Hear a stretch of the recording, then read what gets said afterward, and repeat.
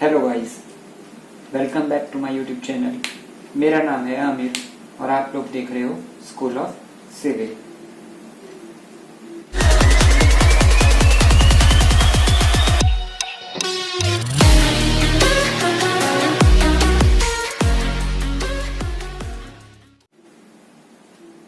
आज हम लोग स्ट्रेंथ ऑफ मटेरियल के एक नए टॉपिक पे बात करने वाले हैं, डेट इज हुक्स लॉ, उसके एप्लीकेबिलिटी, यंग्स मॉड्यूलस, उसके डिपेंडेंसी और कुछ laws.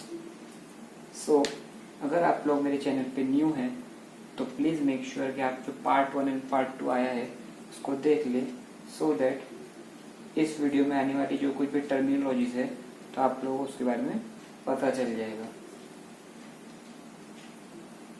So let's start with the topic. इस टॉपिक पे आने से पहले कुछ बेसिक टर्मिनोलॉजीज हम लोग उसको देख लेते हैं। The first is elasticity. So what is elasticity? Elasticity हमने एक वर्ड देखा था in our part 2, elastic bodies, and उसमें जनरेट होने वाले इलास्टिक स्ट्रेन। सो इलास्टिसिटी का एक जनरल देखते हैं। सपोज मेरे पास में एक रबर बैंड है और मैं उस पर एक फोर्स अप्लाई कर रहा हूँ। सो इस फोर्स की वजह से रबर बैंड का शेप डिफॉर्म होता है, बट जैसे ही मैं इस पे अप्लाई होने वाला एक्सटर्नल फोर्स रिमूव करता हूँ, सो रबर बैंड अपनी original shape and size regain करती है। So I can call this body as elastic body. So elasticity क्या है? इसी बॉडी पे वो जो अप्लाई हो रही है प्रॉपर्टी, मतलब जो बॉडी को अपने ओरिजिनल शेप एंड डायमेंशंस को रिगेन करने की कोशिश हो रही है, मतलब बॉडी जो अपने ओरिजिनल डायमेंशंस रिगेन कर रहा है due to the property that is elasticity. So अगर डेफिनेशन देखेंगे तो कैसा होगा? property of the body to regain its original size and shape after removal of external load. मतलब मैं बॉडी पे से अगर जैसे ही एक्सटर्नल लोड रिमूव करता हूं वैसे ही बॉडी अपनी original shape and size regain करता है। इस प्रॉपर्टी को हम लोग बोलेंगे इलास्टिसिटी। सेकंड पॉइंट आता है इलास्टिक लिमिट।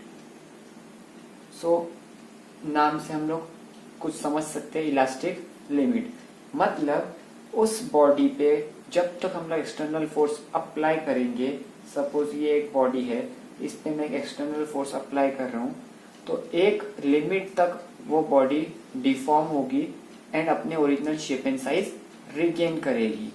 बट उस लिमिट के आगे भी मैं अगर फोर्स अप्लाई करता हूँ तो बॉडी में थोड़ा बहुत परमानेंट डिफॉर्मेशन हो जाएगा। मतलब उस लिमिट से आगे अगर मैं फोर्स अप्लाई करते रहता हूँ तो बॉडी अपनी original shape and size regain नहीं कर पाएगी, and this limit is our elastic limit. Definition wise अगर हम लोग देखेंगे तो it is value beyond which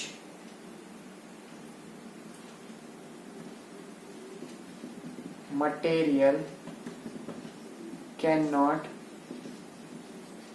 regain its original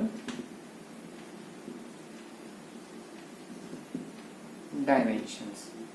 मतलब एक वैल्यू जिसके आगे अगर हम लोग लोड अप्लाई करना कंटिन्यू करते हैं तो उसके बाद में बॉडी अपने ओरिजिनल डिमेंशंस रिगेन नहीं कर पाएगा, and that point is our elastic limit.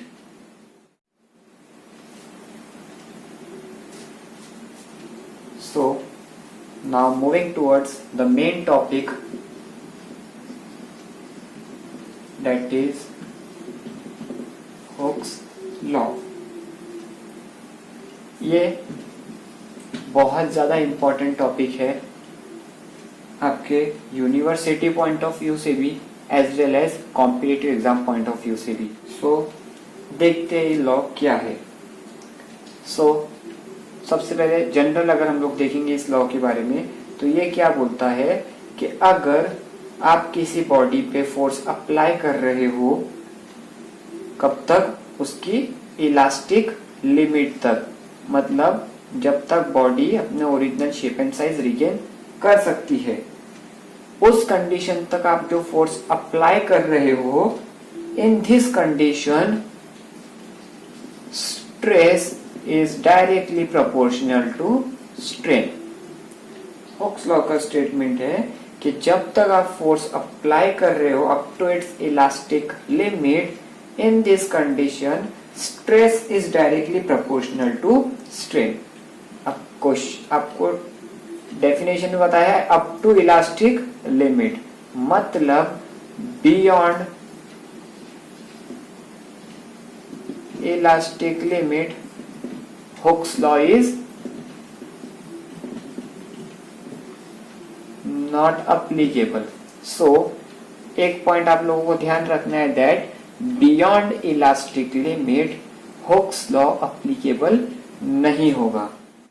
So definition अगर देखेंगे तो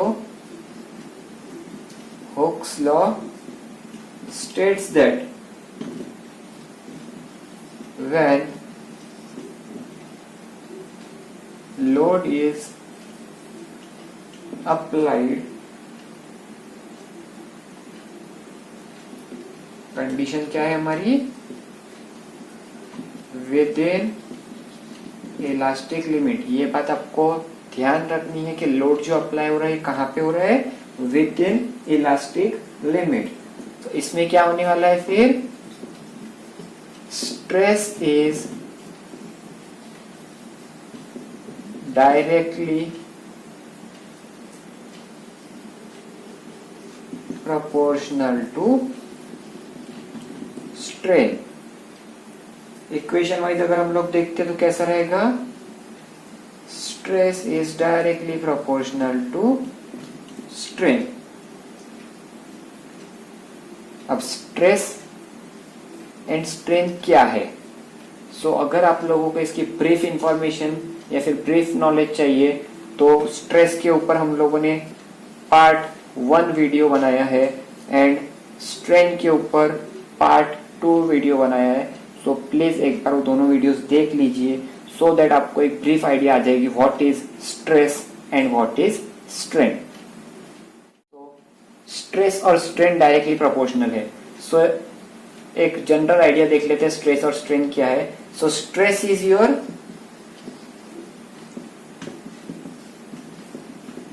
इंटरनल रेजिस्टिंग फोर्स, जो बॉडी को डिफॉर्म होने से रोकता है। And what is strain? Strain है हमारा ratio of change dimension to the original dimension।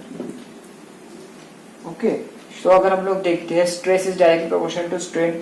सो अगर हम लोग बॉडी के अंदर स्ट्रेन बढ़ेगा, that is internal resisting force बढ़ेगा, सो स्ट्रेन भी बढ़ेगा।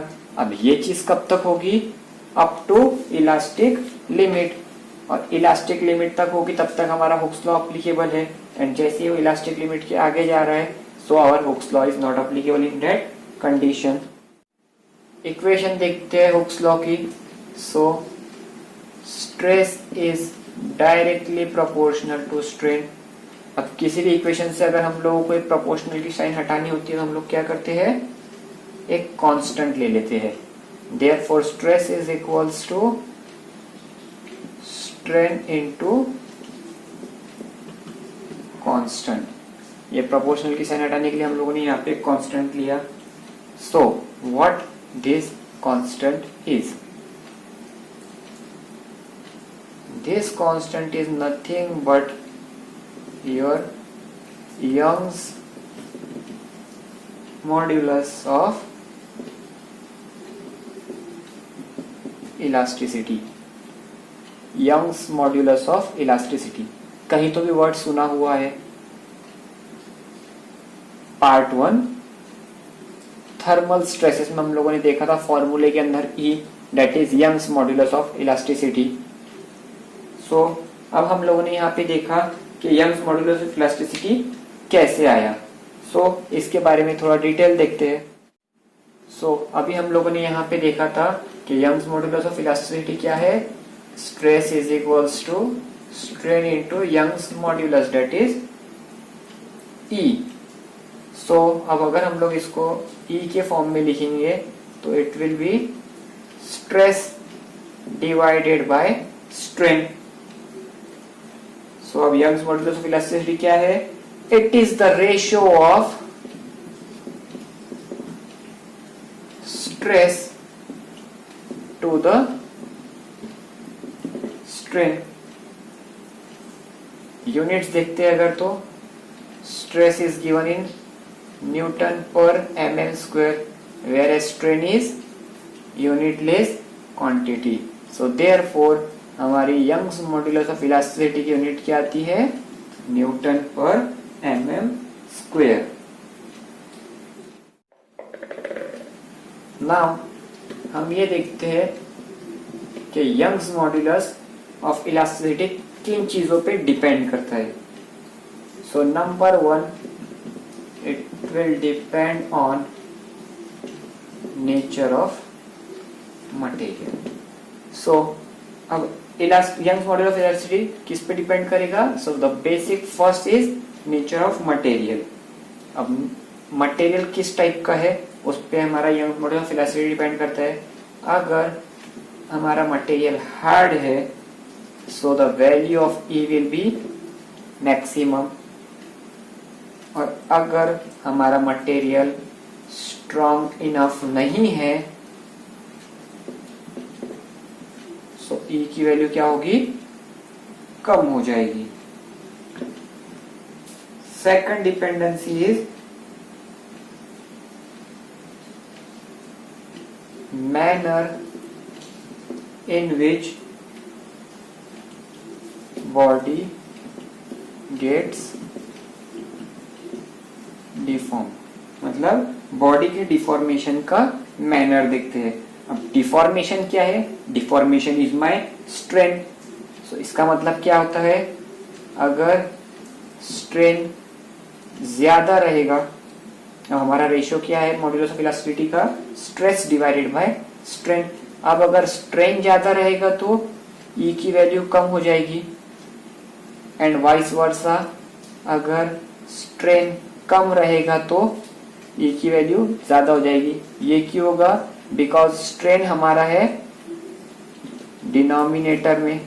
सो अगर डिनोमिनेटर की वैल्यू कम रहेगी तो न्यूमरेटर से डिवीजन के बाद में उसकी जो फाइनल वैल्यू आने वाली है वो ज्यादा हो जाएगी. सो अगर स्ट्रेन ज्यादा रहेगा तो E की वैल्यू कम हो जाएगी. वेयर अगर स्ट्रेन कम रहता है तो E की वैल्यू ज्यादा हो जाएगी.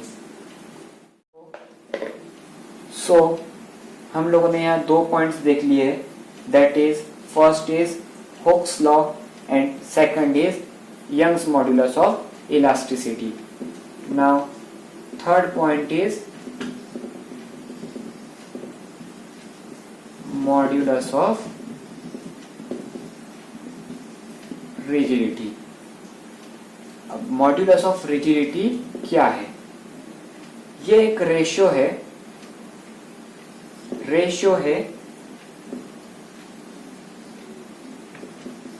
shear स्ट्रेस का with respect to shear strain. So अगर डेफिनेशन में लिखना होगा सो क्या है मॉड्यूलस ऑफ रिजिडिटी.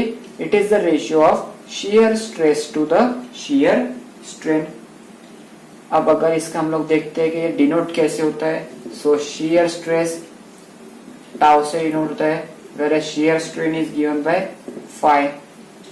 यूनिट्स अगर देखते हैं तो shear stress is given in Newton per mm square, whereas strain की unit, strain is a unitless quantity, therefore modulus of rigidity की यूनिट हो जाएगी Newton per mm square. It is denoted by capital G. Now my next topic is bulk modulus. Bulk modulus हम लोग denote करते हैं capital के से. So now bulk modulus क्या है? It is also ratio of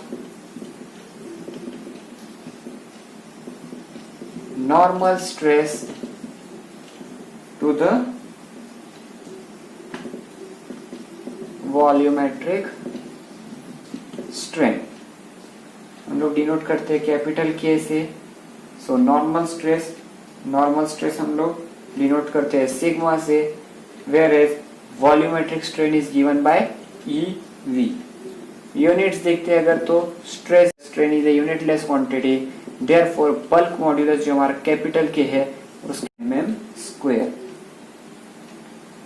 सो ये कुछ लॉज एंड टर्मिनोलॉजीज है जिसमें हम लोग स्ट्रेस और various types of stress and strain का यूज करके इनकी वैल्यूज फाइंड आउट कर सकते हैं.